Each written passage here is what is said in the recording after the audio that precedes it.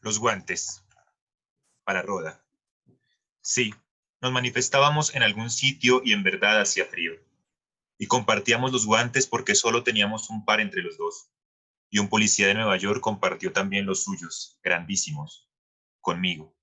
Qué extraño. Él estaba allí para mantener el orden y podía hacer eso, y yo lo podía soportar en aquel entonces. Roda, nos manifestábamos por el Santa María, un barco portugués cuya tripulación se había amotinado. Ellos pedían asilo en el Brasil de Goulart y nos manifestábamos en su apoyo en medio del invierno en la ciudad de Nueva York, yendo y viniendo frente al consulado de Portugal, Rockefeller Center, 1961. Fijo la fecha por mi primer hijo, Gregory, nació a finales de 1960, como fijo muchas otras fechas por el primero, la segunda, la tercera, la cuarta. Y siento su cuerpo ahora de nuevo junto a mi pecho, sostenido contra el frío por nuestros firmes pasos de dignidad. Esa fue mi primera protesta pública, Roda. Extraño es que la recuerdes ahora, en una carta que habla de este cariño nuestro, vivo durante todos estos años. Cuántas protestas desde aquella, cuántas manifestaciones y concentraciones, por causas más grandes, guerras más largas, heridas más profundas, lavadas o incólumes por nuestra rabia. Hoy por nada del mundo un policía se quitaría los guantes y los apretaría en torno a mis manos amoratadas. Hoy un niño sostenido contra mi pecho sería un hijo de mi hijo, una generación adelante. El mundo es más viejo y yo dentro de él he envejecido. Ardo más lentamente con las mismas pasiones. Las pasiones son más viejas y por tanto yo también más joven, porque las vivo con más conocimiento de causa y me muevo dentro de ellas, preñada de miedo, pero sin doblar las rodillas. Los guantes siguen allá en el frío y pasan de mano en mano. Con este poema, Los guantes, de la escritora norteamericana Margaret Randall, iniciamos esta jornada de Entre Amigos, un programa realizado por el colectivo Casa Desnuda y la revista latinoamericana de poesía La Raíz Invertida. Hoy tenemos el gusto y el placer de contar con la gran escritora, poeta, activista, fotógrafa, académica, entre otras inmensas labores, Margaret Randall, poeta que nació. Es autora de más de 100 libros, entre poesía, ensayo, historia oral. Vivió por largos periodos en Albuquerque, donde está ahora, Nueva York, Sevilla, Ciudad de México, La Habana, Managua, también en Vietnam, en épocas muy difíciles, conociendo de cerca momentos críticos de la humanidad y testimoniándolos a lo largo de su obra literaria. Bienvenida, Margaret. Gracias, Jorge. Me da un placer estar contigo y con todos los videntes y oyentes. Es un poco extraño porque cuando escuché que me presentaste como ciudadana norteamericana, yo quería decir, no, soy ciudadana americana de toda América, ¿no? Así me siento. Así es, hay muchas Margaret. Cuando recorre uno tu obra, tu biografía, pues se encuentra que has hecho muchas cosas, las sigues haciendo, muchas labores, entre ellas dices, pues siempre estar al servicio de la humanidad, como lo has demostrado también y como se encuentra en tus textos. Ahora, pues hablando con este fondo de pandemia, con otra circunstancia, otra crisis, y pues precisamente estás por estos días trabajando un libro que se llama Estrellas de Mar sobre una playa. ¿Cómo ha sido la experiencia por estos días, Margaret, y la escritura? Bueno, Jorge, en primer lugar quiero darte las gracias por haber leído Los Guantes, que sigue siendo un poema mío que, bueno, aunque es un poco viejo, lo sigo leyendo yo de vez en cuando. Y es extraño escucharlo en estos momentos porque, como tú sabes, estamos ahora en una situación en Estados Unidos bastante crítica. Ha habido una brutalidad de parte de la policía. Mataron a otro hombre negro indefenso el 25 de mayo en Minneapolis, George Floyd. y eso desató una tremenda protesta en el país y en realidad en el mundo, porque veo que hay mucha gente en el mundo solidarizándose con nosotros. Estamos demandando que las tácticas de la poesía cambien aquí, que la poesía deja de ser tan brutal y que el racismo en general deja de ser una característica de este país. Entonces, escuchar precisamente ese poema en que yo hablo de un policía en el año 61 que compartió sus guantes conmigo, es significativo, ¿verdad? En cuanto a la pandemia, bueno, como tú sabes, empezó en febrero, nosotros nos dimos cuenta que empezaba a enfermarse gente en el país y en el mundo. Y era y sigue siendo una situación bastante particular, sobre todo para gente que no somos ni desposeídos ni pobres y siempre pensamos que todo está bien, ¿no? Que todo va a estar bien y de repente nos vemos con ese peligro encima. Y yo me encontré que día a día iba escribiendo poemas, ¿no? Desde la pandemia, de la pandemia. A veces un poema al día, a veces 2, 3. Un día me acuerdo que escribí hasta 4 poemas y los ponía en mi página de Facebook. La gente respondía. Yo no fui la única, por supuesto. Muchos poetas están escribiendo sobre este fenómeno. Y de repente me di cuenta que tenía un libro. El libro en inglés que se llama Starfish on a Beach, Poems of the Pandemic. Ese libro va a salir aquí en Estados Unidos en enero. Pero al mismo tiempo, una magnífica traductora en Buenos Aires, Sandra Toro, me preguntó si podía traducir algunos de los poemas. Y de repente nos encontramos que estábamos trabajando juntos. Ella hizo una traducción de todo el libro, muy buena traducción. Y el libro sale en julio, allí en Colombia, donde tú estás. Sale por una editorial que se llama Escarabajo, en conjunto con la editorial Abisinia de Buenos Aires, una edición muy bonita, bilingüe.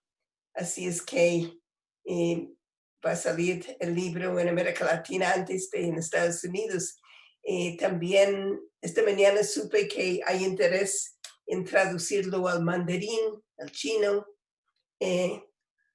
Así es que, bueno, es una manera de no dejar que una cosa como esta pandemia nos abate, no nos inunda. Pero también creo que en estas situaciones nos damos cuenta de muchas cosas, de los valores reales de la vida, ¿verdad? Nos inspira ciertos sentimientos, emociones. Y bueno, así sucedió conmigo y así nació el libro. Bueno, Margaret, qué maravilla pues tener de así de primera mano este testimonio sobre este libro que se está haciendo en este momento, un momento complejo para todos. Y estás escribiendo Starfish on a Beach, Estrellas de mar sobre una playa. Quisiéramos de pronto que, si es posible, comenzar con 2 poemas de esta colección que estás escribiendo ahora, de este poemario. Si nos quieres Muy bien, compartir. muy bien. Bueno, voy a leer en primer lugar, leeré en inglés para que escuchen mi voz como es en inglés y después la traducción. Voy a leer primero un poema que se llama Memory Tries to Get Our Attention. Memory wanders the earth in this era of pandemic and fear. She whispers stories of past plagues, reminds us of holocausts and genocides, tells us this too shall pass. Memory tries to get our attention with books, songs, graphs, even humor, assures us the friendly touch we miss today will still be there tomorrow. But memory herself is exhausted, battered by an onslaught of mixed messages, history books with missing chapters, biased news reports, and self-proclaimed scribes. She insists she's as timely as science and hope, tries to take her seat at the table of experts, get us to see her for who she is at a time when she knows she is needed as never before. Listen to memory calling. Ask our elders for her tales of pain and heroics, kindness and relevance. She will take your hand if you give her yours. Y ahora la traducción. La memoria trata de llamarnos la atención. La memoria deambula por la tierra en esta era de pandemia y de miedo. Susurra historias de pasadas plagas. Nos hace acordar de holocaustos y genocidios. Nos dice que esto también pasará. La memoria trata de llamarnos la atención con libros, canciones, figuras, incluso con humor. Nos asegura que el contacto amistoso que hoy extrañamos, mañana va a seguir allí. Pero la memoria también está exhausta, vapuleada por el asedio de mensajes ambivalentes, libros de historia con capítulos que faltan, noticias tendenciosas y escribas autoproclamados. Ella insiste en que es tan oportuno como la ciencia y la esperanza. Trata de ocupar su lugar en la mesa de expertos. Nos hace verla como lo que es en un momento en que sabe que se la necesita como nunca. Escuchemos el llamado de la memoria. Pidamos a nuestros ancianos que nos cuenten sus cuentos de hazañas y dolor, de bondad y relevancia. Ella va a darles la mano si ustedes le dan la suya. Y este segundo poema es el que da título al libro, Starfish on a Beach, A Fable for 2020. I think of a story Barbara used to tell about a man standing on a beach scattered with hundreds of starfish. He picked them up one by one and threw each back into the sea. Another man walking by, such stories always seem to feature men, stopped, watched for a while, then said, "You'll never be able to throw them all back. Do you think what you're doing really matters?" The first man picked up another starfish, tossed it into the waves, and answered, "Mattered to that one." I'm thinking of this story now in the context of COVID-19, the plague that is sickening and killing people around the world. I've heard it suggested, both by those who believe in science and by Christian or other fundamentalists, that this is a culling. The earth is cleansing itself of overpopulation, ridding itself of surplus humans, as it were. The fundamentalists would substitute the word God for the word earth. which leads to my next thought. Even if we can't save everyone who gets sick, we must do our best to protect as many as possible. It may not matter to everyone, but it will surely matter to that one. Y la traducción: estrellas de mar sobre una playa, una fábula para el año 2020.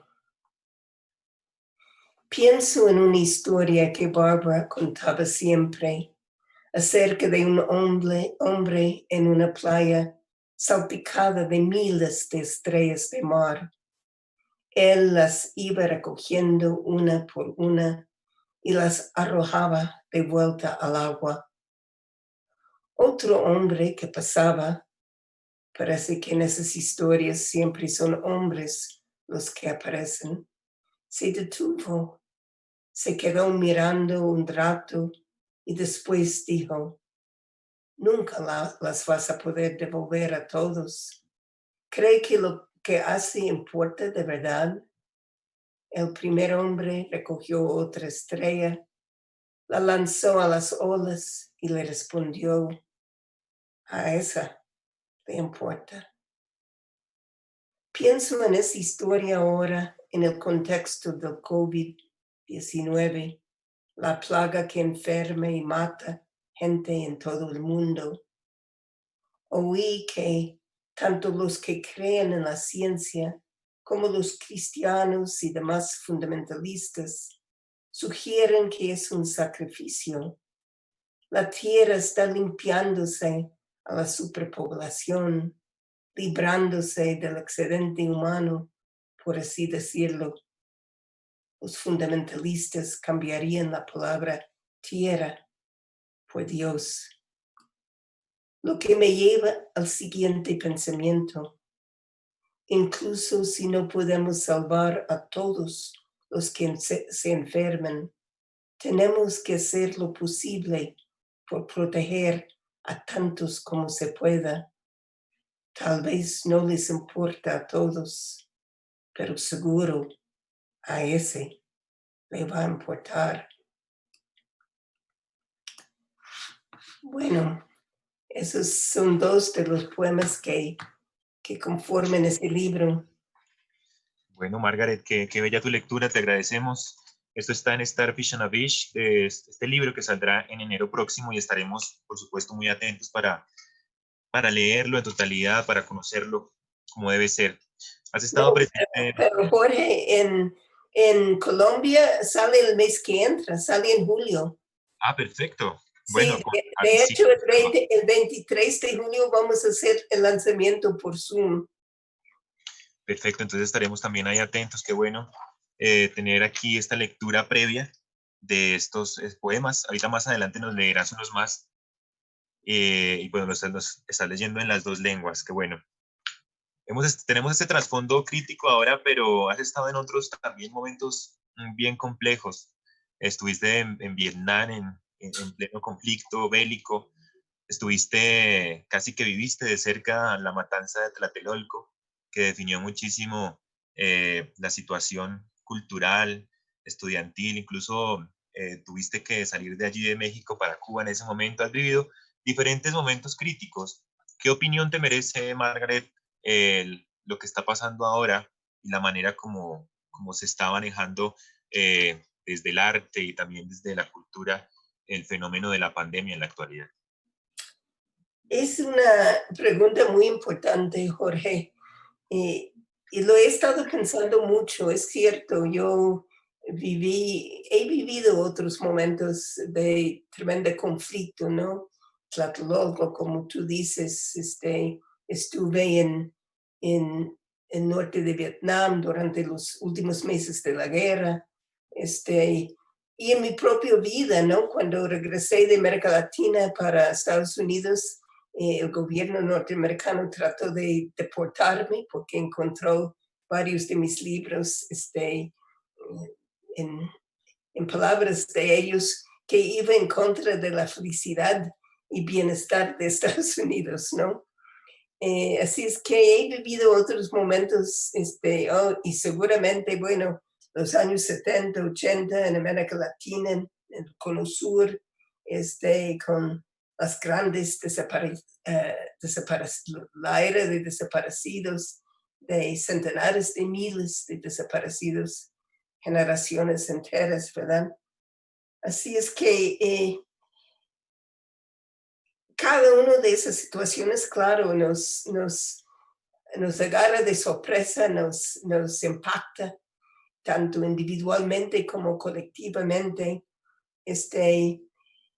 Lo que estamos viviendo ahora, creo yo, es el, el resultado natural, lógico, del descuido de la Tierra, de el calentamiento global, ¿no? De no hacer nada por el cambio climático, y de una organización social y política eh, muy pobre, muy inadecuada, ¿no? Que no responde a la necesidad humana, sino al, al, al a ganar dinero, a la ganancia, a los vicios de los gobiernos y las grandes corporaciones. No nos debe sorprender y sin embargo nos sorprendió. Y bueno, en tu país, en el mío, en todos los países estamos viviendo tiempos de aislamiento, de miedo, de pérdida económica, de incapacidad de los hospitales, etcétera, ¿no? En cuanto al ser artista, ser poeta, momentos así yo creo que siempre saquen de nosotros la creatividad, ¿verdad? Y además es la creatividad que nos ayuda a bregar con esas situaciones. Yo, si no tuviera mi poesía y la poesía de otros, si mi esposa no fuera artista visual y todos los días está haciendo sus dibujos, sus pinturas, yo creo que sería mucho más difícil pasar esta etapa que de poesía es tremenda, ¿no? Pero yo veo que yo no soy la única que estoy escribiendo desde la pandemia, sino muchos poetas, muchos están escribiendo. Y además, como sabes, en estos momentos tenemos otra situación en Estados Unidos, la muerte del asesinato realmente de George Floyd, un negro indefenso en Minneapolis, que fue asesinado por un policía blanco que le chocó durante 8 minutos y 46 segundos. Todo el tiempo el hombre diciendo, no puedo respirar, no puedo respirar, llamando a su madre muerta. Entonces, esto en Estados Unidos ha desatado una respuesta gigantesca, fantástica, poderosa realmente, sobre todo de jóvenes negros, pero también blancos y hispanos y de todas las razas, de todas las edades, y protestas que siguen hasta el día de hoy. Mañana aquí en Albuquerque vamos a tener una manifestación silenciosa que dure precisamente 8 minutos y 46 segundos en memoria a George Floyd, pero exigiendo la cese de hostilidades de parte de la policía, de esos métodos guerristas violentos, ¿no?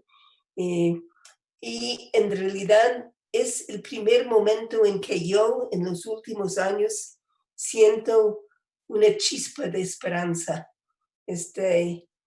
No soy inocente, no creo que va a cambiar todo, ¿no? Pero ya estamos viendo ejemplos de ciertos cambios aquí. Y quiero decir también que me conmueve tremendamente la solidaridad del mundo entero con nosotros en estos momentos. Sé que hay manifestaciones en todos los países prácticamente. Así es que eso ha tomado el lugar de la pandemia un poco en cuanto a nuestra atención en estos momentos. La pandemia sigue. Yo creo que realmente en algún momento, bueno, vamos a verlo como eh, la gripe de todos los años o la malaria, o sea, una enfermedad que allí está allí, tenemos que cuidarnos, pero no va a ser tan contundente como en estos momentos. Pero esta cuestión del racismo es una cuestión de centenares de años, ¿no? Y, y, y está tomando en estos momentos primer lugar, ¿no?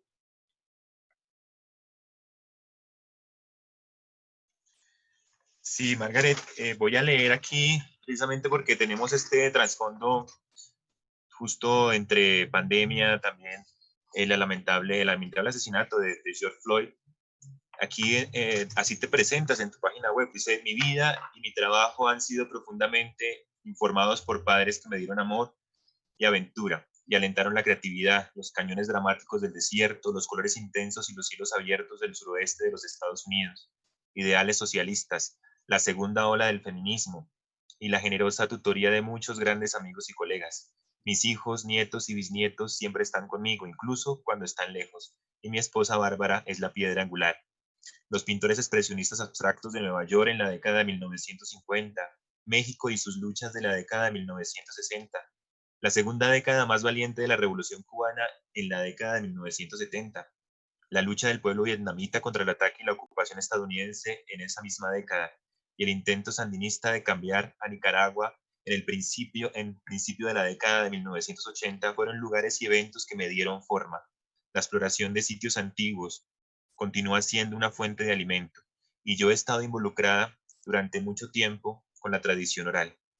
Creo profundamente en los valores humanistas, combatiendo nuestra cultura de violencia y avaricia, y el arte como una herramienta para el cambio. Esa es la forma como te describes en tu página web, y creo que así es una lección constante en tu obra, en tu vida, cuando uno lee tus poemas, pero también esa conexión que tiene tu literatura con todo lo que has venido realizando. Evidentemente, todos estos enlaces y que dices allí, el arte es una herramienta para el cambio. Precisamente mañana tienes ya mañana tienes programada una protesta, una manifestación allí en el lugar donde resides. Bueno, quisiéramos que nos contaras un poco sobre esa Margaret que sale de repente de Estados Unidos y empieza a andar, no solamente la literatura, sino la historia del mundo. Hace poco salió también tu libro Nunca me fui de casa, que son unas memorias constantes donde empiezas a revelar ese recorrido. ¿Qué es aquello que nos quisieras nombrar de ese momento en que sales de Estados Unidos a recorrer el mundo y pues te encuentras con las transformaciones, con el cambio, que también eres tú un símbolo?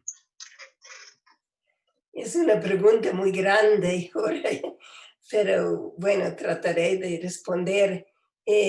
Yo nací en Nueva York, vine a Albuquerque con mis padres y mis hermanos cuando tenía 10 años.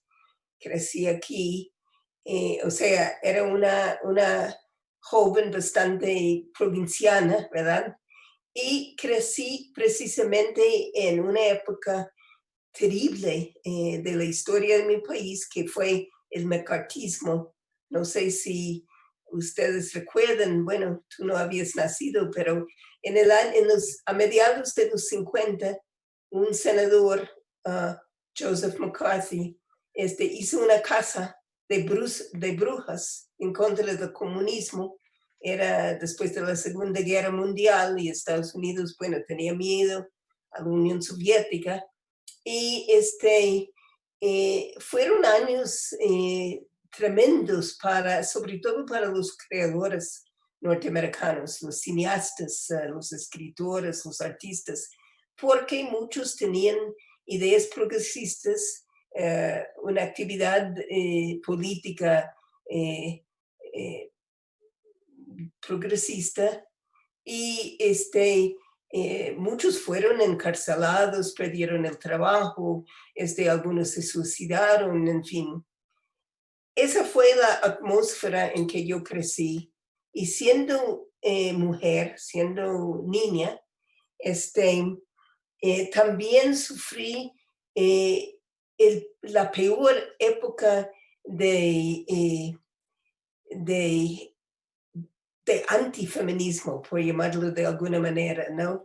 A las niñas de mi edad, no sé si lo puedes creer, pero en mi escuela, en mi preparatoria, cuando yo estuve en la preparatoria, las niñas, las hembras, no, no estudiaron ni las ciencias ni la matemática, ¿verdad? No creía que era necesaria para nosotros. Eso cambió en el año 57, cuando los soviéticos lanzaron el Sputnik. Y bueno, Estados Unidos quería estar al par, pero fue la competencia, no el deseo de igualdad para la mujer que nos hizo posible estudiar ciencias y matemáticas. Yo me gradué de preparatoria en el 54, así es que yo no alcancé a estudiar esas materias. Entonces, esa fue la atmósfera que existía en Estados Unidos cuando yo me voy de Albuquerque otra vez a Nueva York para pasar unos 4 años allí entre los poetas beat, entre los artistas abstractos expresionistas, y me despierto realmente a la cultura, a la necesidad de un cambio, a la política. Y al mismo tiempo decidí tener un hijo, mi primer hijo, que era, yo era madre soltera, no estaba casada, también una cosa bastante mal vista en aquella época. Y finalmente, bueno, era muy difícil que yo me quedara en Nueva York con mi joven hijo. Tenía que trabajar varios trabajos para sostenernos. Casi no podía pasar tiempo con él, estaba trabajando siempre. Y fue en esas condiciones que me decido ir a México a vivir, llevarlo a México. Y nos fuimos en el 61. Así empezó mi experiencia latinoamericana, ¿verdad? Sí, y llegas justo a México y empieza también una gran aventura que se mantiene vigente y que para nosotros que nos damos a la tarea de hacer revistas tenemos como un referente muy importante, que es el Corno Emplumado, que es esa gran revista literaria que logró unir las dos lenguas del mismo continente, pero también logró vincular todo un movimiento cultural en torno a ella. Estuvo más o menos durante 8 años, salió un 1 de enero, justo su primer número, y salió iniciando año nuevo, pero creo que el Corno Emplumado, que llevaba ese nombre como una alusión a Quetzalcóatl, ¿no? Por la serpiente emplumada, eh, y bueno, qué maravilla pues también tener ese referente, porque sigue siendo una revista muy vigente para nosotros que nos interesa seguir trabajando con las revistas literarias. ¿Cómo fue la experiencia de empezar y trabajar con esta gran revista, El Corno Emplumado? Es cierto, es una referente y para mí en mi vida fueron momentos increíbles, fundamentales, ¿verdad? Se llama así la revista porque por el corno, que es el instrumento de jazz norteamericano, y como tú dijiste, las plumas de Quetzalcóatl, ¿no? Símbolo de la cultura mesoamericana. Yo llego a México en el otoño del 61 y enseguida fui a casa de Philip Lamantia, un poeta beat norteamericano que vivía entonces en México. Y allí en su casa nos reunimos en las noches, poetas de Nicaragua, de Perú, de Estados Unidos, México, etcétera. Entre ellos Ernesto Cardenal, Juan Banuelos, Homero Eurídice, Y Sergio Mondragón, poeta mexicano, también estuvo en esas reuniones. Yo también, Sergio y yo nos enamoramos, nos casamos y todo el grupo leíamos los unos a los otros, ¿verdad? Leíamos los norteamericanos a los latinoamericanos y viceversa, pero nos dimos cuenta que los norteamericanos no conocíamos a Neruda, a Vallejo, a Huidobro, ¿no? Los latinoamericanos tampoco conocían um, a Pound, a Whitman, a William Carlos Williams, etc. Entonces nos dimos cuenta que necesitábamos un, un foro, de alguna manera, una revista, un lugar donde pudimos publicar traducciones, y así nació El Corno. Sergio y yo nos dimos a la tarea de hacerlo. Éramos dos jóvenes, él tenía creo que 26 años, yo tenía 25, y así empezó, y como tú dices, duró 8 años, murió con el movimiento estudiantil del 68, pero en ese tiempo publicamos cada 3 meses números de 250 páginas, y en ese espacio de tiempo, en esa década, publicamos más de 700 poetas, ensayistas, novelistas, artistas visuales de más de 35 países. Así es que fue una obra fuerte, mágica. Yo creo que una de esas obras que solo pueden hacerlo los jóvenes, ¿verdad? Que creen capaces de hacer todo. Y así pasó. Pero sí, sigue siendo hoy una referente. Todos sus números están accesibles gratis en línea. Después te puedo mandar el enlace. Y bueno, creo que muchas revistas hoy en día ven en El Corno Emplumado una historia valiosa. Realmente me siento orgullosa de la revista. A Sí, veces sé cómo fuimos capaces de hacerlos. una labor majestuosa, sin duda, números voluminosos que se hicieron allí, con muchas dificultades también, porque el trasfondo no fue tan sencillo, fue un momento bien complejo. Sin embargo, por aquí estuvieron presentes Allen Ginsberg, William Carlos Williams, William Burroughs, ¿no? Gregory Corso, que hacen parte de tu recorrido, Jack Kerouac, pero también conociste poetas por medio del Corno Emplumado, como Juan Gelman, Paco Urondo, Rodolfo Walsh, entre otros latinoamericanos, que has ido nombrando poetas peruanos, colombianos, en fin. ¿Cómo, cómo fue ese golpe de pronto de cerrar la revista? ¿Qué implicó después? ¿Qué pasó con los seguidores de este espacio poético que nació de nuevo después de que se cierra el Corno Emplumado, pero que aparece después? Bueno, hay que entender en primer lugar que el Corno no estuvo sola, ¿no? Nunca. El, el Corno era eh, el Corno era parte de un movimiento, un renacimiento mundial, ¿no? Que surge en los años 60 en todo el mundo realmente. Uh, a fines del 60, en el 68, como se sabe, ocurrió el movimiento estudiantil de México. Eh, en París también estaba el Mayo Parisino, en Nueva York estaba el movimiento de la Universidad de Colombia, o sea, en distintos lugares hubo movimientos para el cambio, para un cambio social, etc. Y en México el movimiento tomó una forma bastante especial porque en octubre de ese año, del 68, México iba a tener las Olimpiadas, ¿no? Las Olimpiadas del 68. y con la violencia del gobierno en contra del movimiento, con la cantidad de muertos y todo, pues la gente que iban a venir a las Olimpiadas empezaban a sentir miedo, se cancelaron muchos hoteles, etcétera. Y el gobierno mexicano tenía miedo que iba a perder mucho dinero, entonces se lanzó sobre el movimiento con toda la fuerza de que fuera capaz.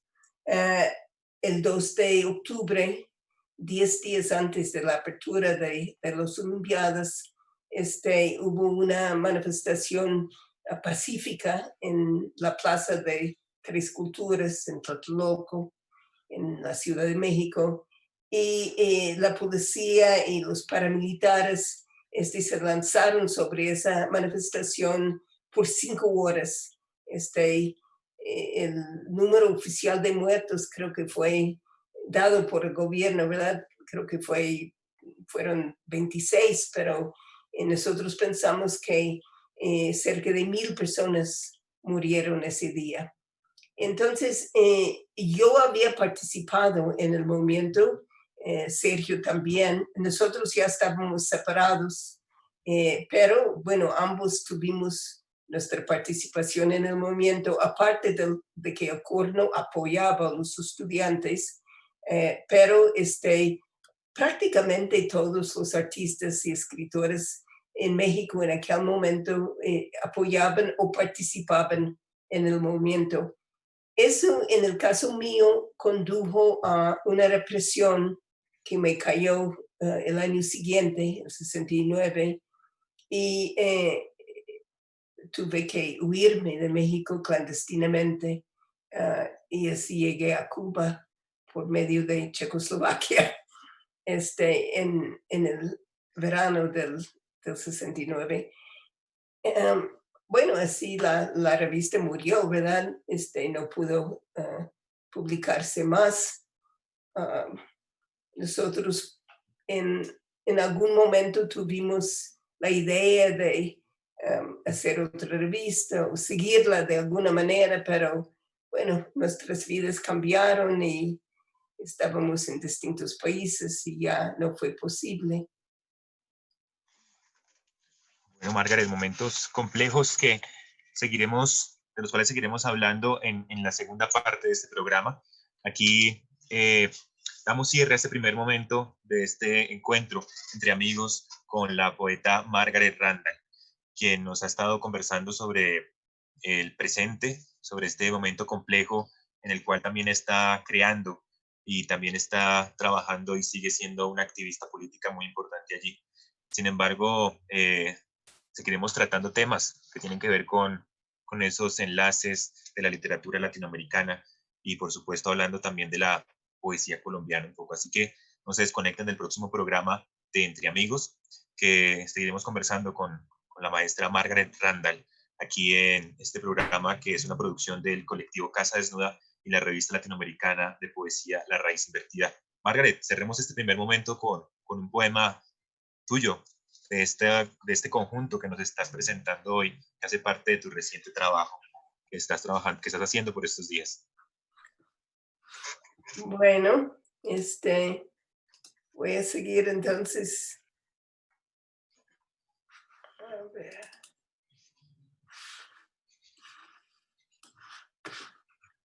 Bueno, voy a seguir leyendo de esa misma colección. Este poema se llama State of Exception. It is an epidemic, and then a pandemic, an outbreak in some reports, a flare-up or surge when the numbers rise, a leveling off when they fall. In some cities, the numbers double every week, in others every day, or they may even triple or quadruple as more people are tested and fiction becomes fact. What we call the virus is important for getting us to take it seriously or keeping us calm. The message is everything. when advertising is the dogma by which we live and die. Perhaps we should pair these names with terms like nationalism, class bias, race war, gender parity, and our unwillingness to welcome those who come to us, escaping death by other means. We must not allow the face mask to become a blindfold, social distancing to become disdain, or a state of exception to become our lives. Estado de excepción. Primero es una epidemia y después una pandemia. En algunos informes, un estallido, un brote o una ola cuando los números suben, una estabilización cuando bajan. Los números en algunas ciudades se duplican todas las semanas, en otras todos los días. Hasta se pueden triplicar o cuadruplicar cuantas más personas se testean y la ficción se vuelve realidad. Lo que llamamos el virus es importante para hacernos tomarlo en serio o mantenernos en calma. El mensaje es todo cuando la publicidad es el dogma por el que vivimos y morimos. Quizás tendríamos que aparear estos nombres con expresiones como nacionalismo, prejuicio de clase, guerra de razas, paridad de género, y con nuestra falta de disposición para recibir a los que vienen a nosotros, escapando de la muerte por otros medios. No tenemos que permitir que el barbijo se nos convierta en una venda sobre los ojos, que la distancia social se convierta en desdén, ni un estado de excepción en nuestra vida. Este se llama Holograms of Hope. Maps, we know, are drawn according to their maker's dreams of grandeur or humility, land shaped by guile or conquest, vision and gratitude, in turn informing the minds of those who teach their progeny to till their fields, plant and reap on them, sing their songs. Today we have twin maps. Los Angeles struggling beneath pollution's filth, and the same city under a paler cloud as traffic deserts its streets and people shelter from this dread virus. The first, blood red, the second, barely washed in pale pink. And we have such maps of Mumbai, Beijing, and other cities that only weeks ago spewed greenhouse gases into skies made for wind and rain, eagles and clouds. A dearth of planes also brings new air, easier to breathe, kinder to our lungs. When social closeness gives back the human embrace and travel puts us once again hours away from anywhere else on Earth, which of these maps will mirror our cities and which have merely been holograms of hope? Hologramas de la esperanza. Los mapas, ya lo sabemos, se trazan según los sueños de grandeza o la humildad del que los dibuje, como tierras delimitadas por la argucia o la conquista, con la visión y la gratitud, informando a su vez a las mentes de los que enseñan a su prole a trabajar la tierra, a plantearla y cosechar, a cantar sus canciones. Hoy tenemos mapas gemelos, los ángeles luchando en la mugre de la contaminación y la misma ciudad bajo una nube más clara cuando el tráfico deja las calles desiertas y la gente se refugia de este virus temido. El primero, rojo sangre, el segundo, coloreada apenas de un rosa pálido.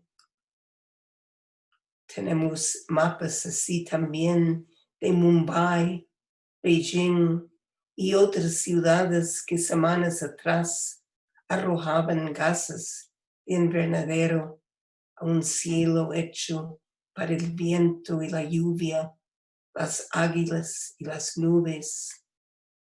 Una escasez de aviones que también trae un aire nuevo, más fácil de respirar y más amable para los pulmones.